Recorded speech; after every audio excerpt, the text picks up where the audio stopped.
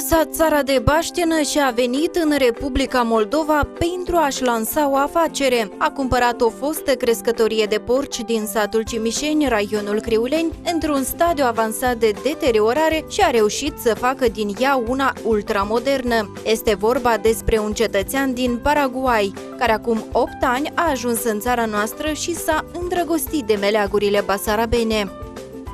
Înainte de a veni în Republica Moldova, ați auzit ceva de țara noastră? Da, sigur că da. De multe ori am auzit de Moldova. Da. Odată șeful meu a spus, ok, Luis, te pregătit să pleca a Moldova. Acolo este una țară mică, trebuie să dezvolta.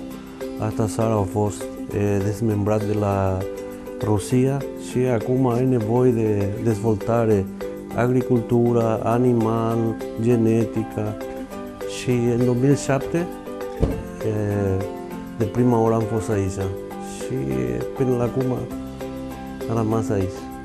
Totul înainte să vin la Moldova, am citit harta în privința Moldova, cultura, limba și așa, un pic de istorie. De profesie inginer și genetician și activând în domeniul zootehniei în țara de baștină, a ales Republica Moldova pentru a-și deschide o afacere. Potrivit antreprenorului, țara noastră este un colț de rai cu pământuri mănoase și oameni gospodari. În primul rând, Moldova, în realitate, o țară minunată. O țară unde omul, când lucrează, și lucrează onest și are un scopul în viață, poate să dezvolta. Și Moldova are nevoie de dezvoltare în agricultură, în drumul, în electricitate, în apa. Este nevoie, a fost dezvoltat, numai că a fost distrus totul. Și acum de nou trebuie să faci investiții și este un viitor mare aici. Luis Juvinel a pornit afacerea cu porci în 2009. A studiat piața zootehnică din Moldova și a mizat pe ferma din Cimișeni, raionul Criuleni, considerată acum 20 de ani una dintre cele mai mari crescătorii de porcine din țară.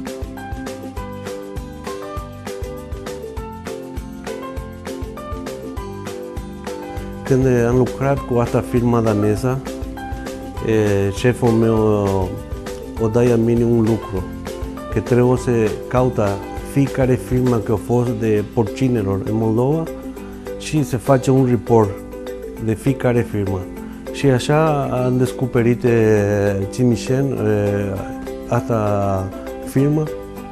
Am făcut cunoștință cu Stăpân, că acum e partener meu.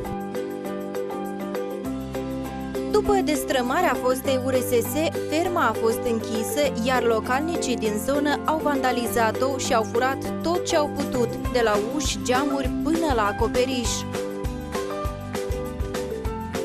A fost plin de copac, pădurea, nu a fost drumul, totul. Majoritatea clădirii nu a fost geamuri, s-a furat totul, metal, totul s-a furat. Acoperit, majoritatea a fost distrus. Fermierul a învățat limba română în 3 luni. Nu i-a fost greu, susține antreprenorul, pentru că în Paraguay sunt 2 limbi oficiale, spaniola și portugheza, care fac parte din grupul limbilor romanice. Luis Juvinel a început totul de la zero. Împreună cu partenerii de afaceri, paraguaianul a refăcut complet încăperile și le-a dotat cu utilaj modern, iar ferma a numit-o Porcobello, în traducere porcul frumos. A fost reconstruit, a fost schimbat sistemul de apă totul nou, sistemul de electricitate totul nou, ventilare, hrana, tot performant. Luis Juvinel a început afacerea cu 3 angajați, iar după ce a adus primii 900 de porci, a mărit și numărul angajaților.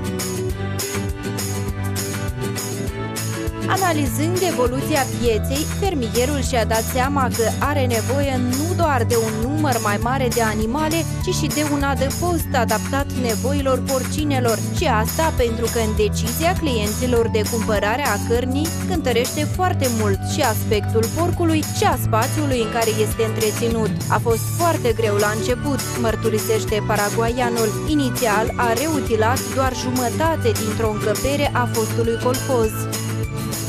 A fost jumătate de hala, după s-a făcut alta lucru, s-a deschis jumătate, alta jumătate, s-a făcut de cu vânzare, cu credite, așa, s-a făcut mai dezvoltate filmul.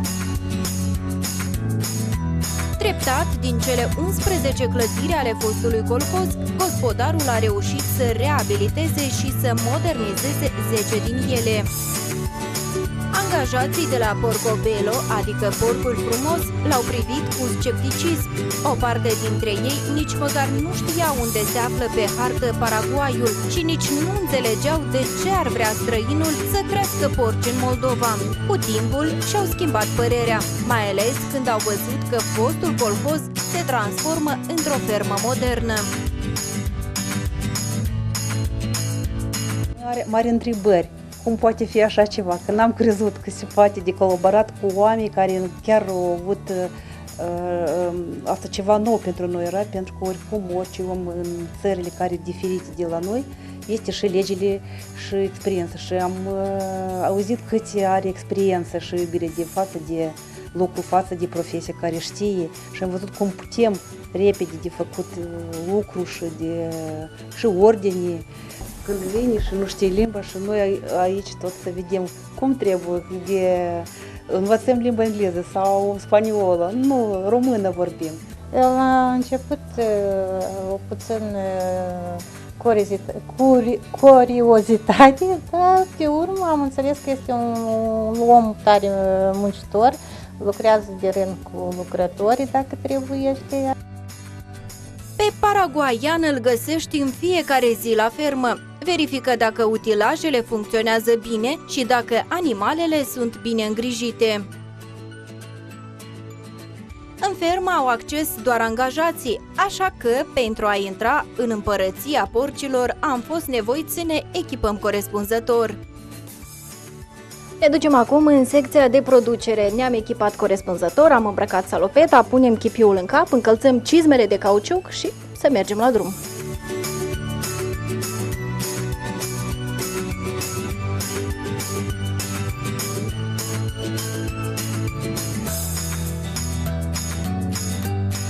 Inițial, antreprenorul a cumpărat porci din Olanda, acum însă, prin încrucișări genetice, a creat propria rasă. Сейчас мы находимся на секторе осеменения. Здесь мы осеменяем животных искусственно. Мы забираем сперму у хряков, после чего с помощью катетера вводим в животных. Мы в неделю осеменяем 135-140 животных. 4 недели после осеменения мы делаем УЗИ. УЗИ, в общем-то, видите на экране черные пятна. Это будущие поросята. Сейчас это эмбрионы, видите? Вот они. Acum și-a dezvoltat afacerea la 60-70 de mii de porci pe an, dar vrea să ajungă la 100 de mii de capete.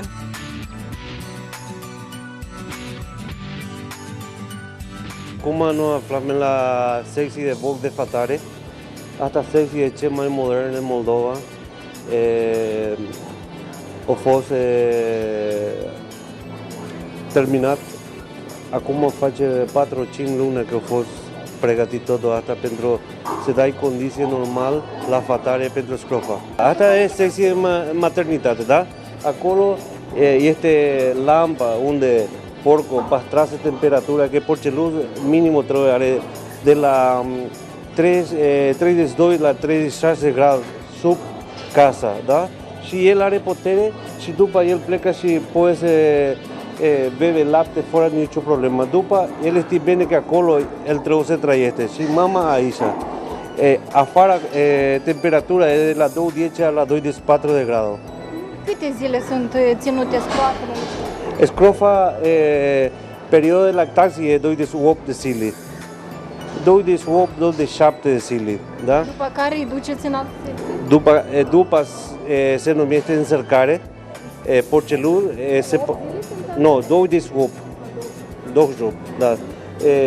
Porcelul este separat de mama, mama plecă la voct de însemințare și porcelul merge la voct de încercare.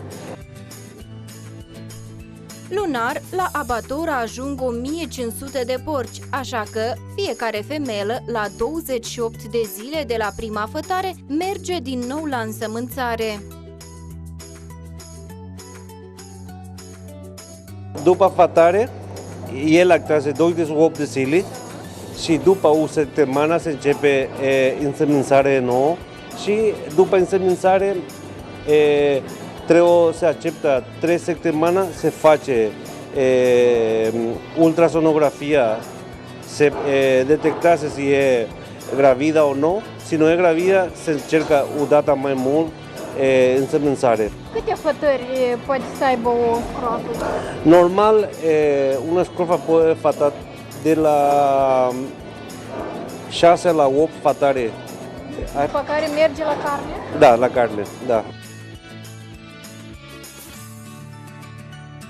Odată cu deschiderea fermei, paraguaianul a creat peste 120 de locuri de muncă, atât pentru oamenii din Cimișeni, cât și pentru cei din satele învecinate. Muncitorii primesc în medie un salariu lunar de 4-5.000 de lei. Angajații au haine speciale de muncă, iar dimineața când vin la lucru și seara înainte de a pleca acasă, trec printr-un filtru special de dezinsecție. Ne aflăm aici, în vestiar, unde fiecare angajat, atunci când vine dimineața la serviciu, este obligat să-și lase hainele, după care intră în cabina de duș, unde are acces la apă caldă și apă rece, iar după ce a făcut dușul, intră în această odaie, unde în cuier sunt hainele. Hainele sunt spălate, sunt uscate, sunt curate, se îmbracă și pleacă la muncă. Oamenii sunt mulțumiți că pot munci acasă, lângă copiii lor. S-a început greu, foarte greu s-a început lucrul.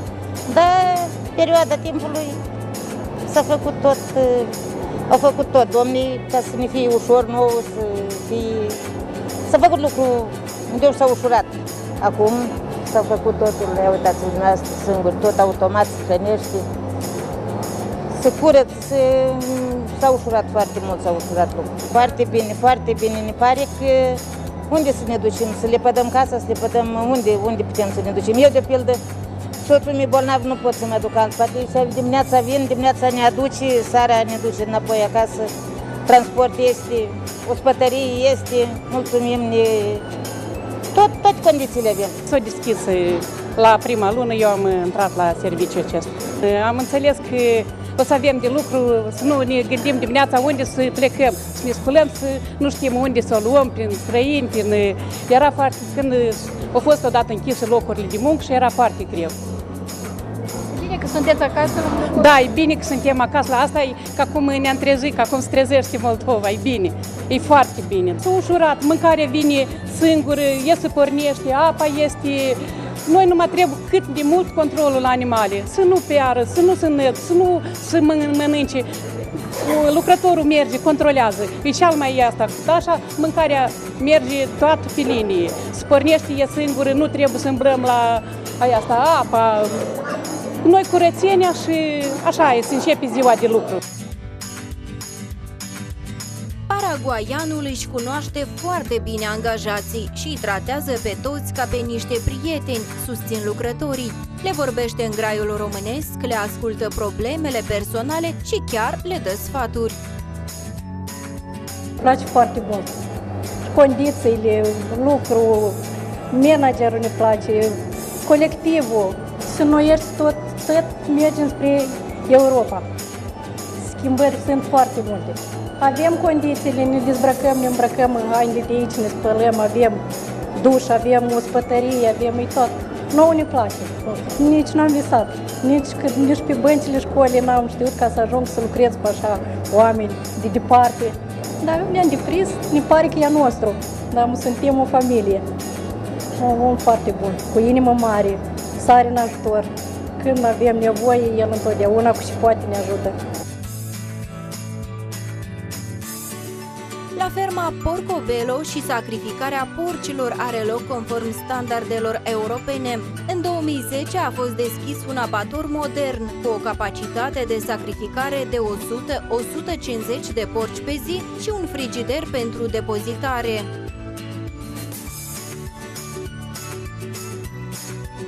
Eu personal monitorizez absolut tot lucrul care se face la abator. De la comenzile, comanda de carne, eu comand porci dinainte care să vină să-i sacrificăm, adică dirigez toate etapele de sacrificare.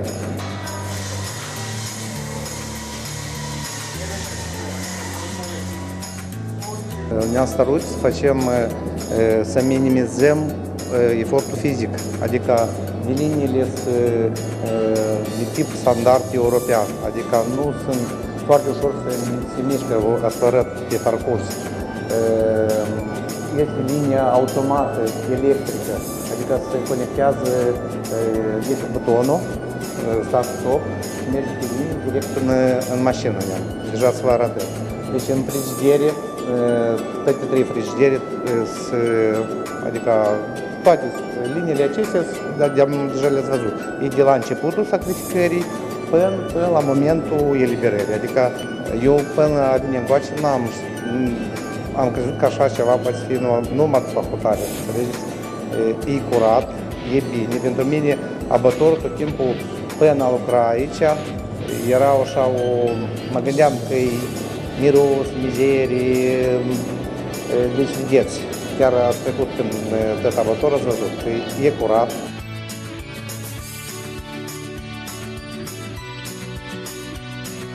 Măcelarii care lucrează aici respectă regulile de sacrificare a animalelor impuse de Uniunea Europeană.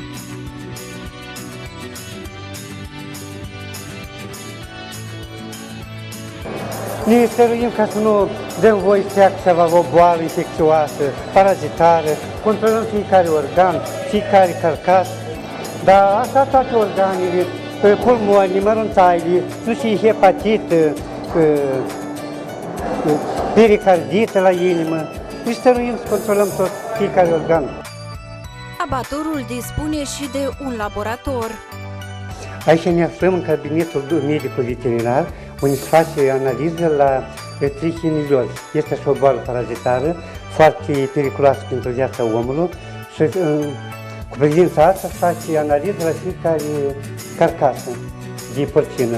Se ia câte 25 de grame din piciorușele diafragmei, se iau spun pe sticla de control și se uită sub trichineloscop. Așa boală, mai scurt în Moldova, nu se întâlnește. Numai se poate întâmpla ca de la animalele sălbatice, cumva, din România, de după graniță, să apară boala și așa se controlează fiecare tușă. În prezent se caută cu precădere porci de rase de carne cu conținut redus de grăsime. Lui Juvinel spune că Porcobello, adică porcii frumoși de la ferma lui, sunt toți unul ca unul și aproape că n-au slănină.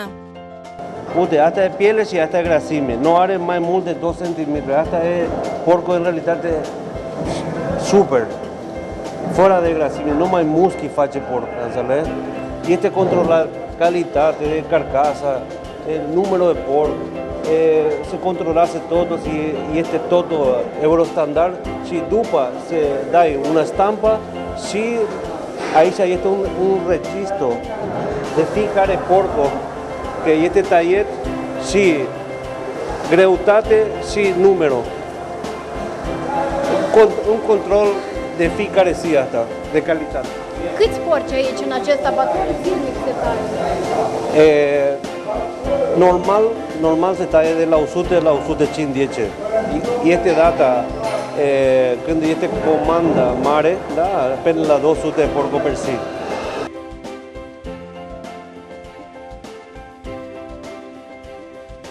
Pentru ca animalele de la Porcobello să arate perfect, Luis Juvinel a trebuit să se gândească la o rețetă perfectă pentru a-i crește. În calitate de crescător, trebuie să știi exact în ce perioadă să pui porumbul în rația de hrană, când trebuie să-l scoți din alimentație, când e permis să le dai mai mult grâu porcilor sau mai multă apă. Totul trebuie să fie ca la carte.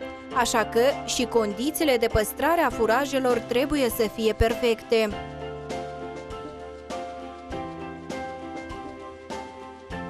Pentru noi contează mult că cereal în care va fi folosit pentru hrana de porcinelor trebuie să fie uscat, trebuie să fie curat, trebuie să fie în realitate condiție 100% curat și unde nu este niciun mucigai în cereal, că asta totul e periculos pentru sănătatea de porc. Pentru a hrăni porcii, zilnic sunt necesare câteva zeci de tone de furaje. Nutrețul este preparat tot pe teritoriul fermei. Cerealele sunt procurate de la producătorii agricoli din toată țara. Deci materia primă este cumpărată aici în Moldova, fiindcă noi vrem să folosim produsele să fie inofensive, să fie de calitate bună. Avem și minerale și vitamine care sunt adăugate pentru creșterea porcilor. Deci ca să înțelegeți, asta nu este o chimie ceva, sunt niște micro și macroelemente care sunt necesare și pentru organismul uman, nu numai porcul. În prezent, la fermă sunt întoi lucrările de construcție a unui silos pentru păstrarea furajelor. Costul proiectului se ridică la 2,5 milioane de euro. Până acum, în dezvoltarea fermei, au fost investite circa 10 milioane de euro. Ceea ce vedeți în spatele meu e un silos de păstrare a cerealelor. O să fie de 40.000 de tone de cereale, care la etapa actuală noi vrem să începem cu 10.000 de tone și cred că următorii ani o să finisăm până la 42.000 de tone. Proiectul, când o să fie finisat, cred că o să valoreze 2,5 milioane de euro. În asta proiectul include un uscator și include în engleză se numește cleaner, pentru să face curat cereal. Fiecare silo, un exemplu, va fi pentru ors, pentru grâu și pentru porumb. Și condiții de păstrare de tehnologia ce mai avansată acum, da? Că cu asta sistema garantizează calitate și calitate de cereal. Pentru a pune ferma pe picioare, Luis Juvinel a fost nevoit să ia credite de la bancă. Antreprenorul este convins că oricine își poate deschide o afacere în Republica Moldova. Este nevoie doar de dorință, perseverență și încredere în forțele proprii.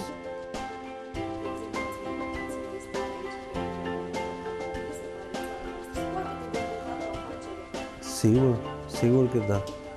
Numai că, așa cum nu l-am murit, trebuie să dai oportunitate a omului în Moldova și de platit, în realitate, să dai un salariu normal, unde lucrătorii pot să gândit, ok, eu am viitor aici. Este mult exemplu în Porcobello, da?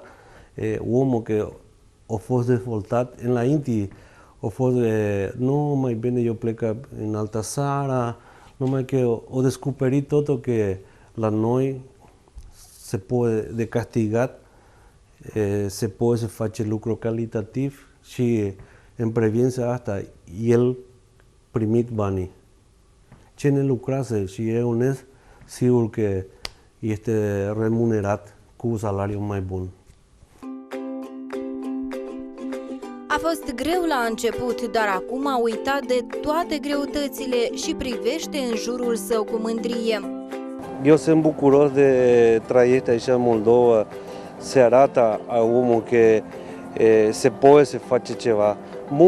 Multă persoană vorbește, nu, el a venit, el are bani, nu e așa, nu. Aici trebuie să fie, aici se arată muncă, onestitate de lucru, onestitate cu parteneri, onestitate cu lucrători, onestitate cu tinii, înțeles? Spune că nu banii îl țin pe aceste meleaguri, ci oamenii și frumusețea locurilor. Majoritatea omul dai întrebare, da? Ce te place Moldova? Eu, răspunderea mea e nu. Eu iubesc Moldova. Asta e mare diferență. Mi place să mănânce, mi place să călătorit, numai că iubesc Moldova. Asta e din sufletul, da? Sigur că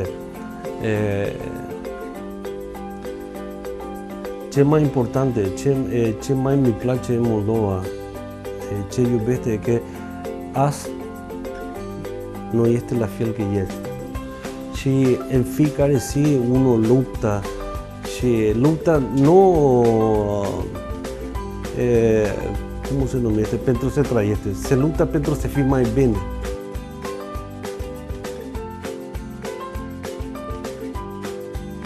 Vreau să fiu moldovan, vreau să fiu, pentru mine asta e viața mea, toată iubire că eu am cu Moldova. Eu nu iubesc țara mea, un exemplu, iubesc Moldova. Asta e mare diferență. Înțelegem că nu vă pare rău că ați venit în Moldova și ați lăsat Paraguay. Nu. În realitate nu. Și o să vă aduceți și familia aici. Da, domnul, da. Afacerea pe care o are o va lăsa copiilor, afirmă paraguaianul.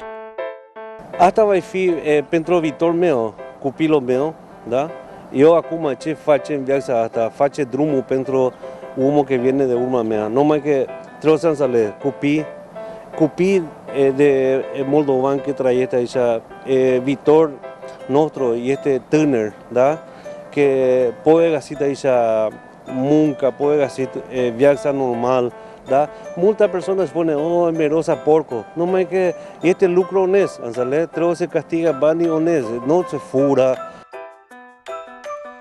Ambiția și încrederea de care a dat dovadă paraguaianul ar trebui să fie un exemplu pentru noi, cei de acasă, care de multe ori nu avem curajul să începem o afacere.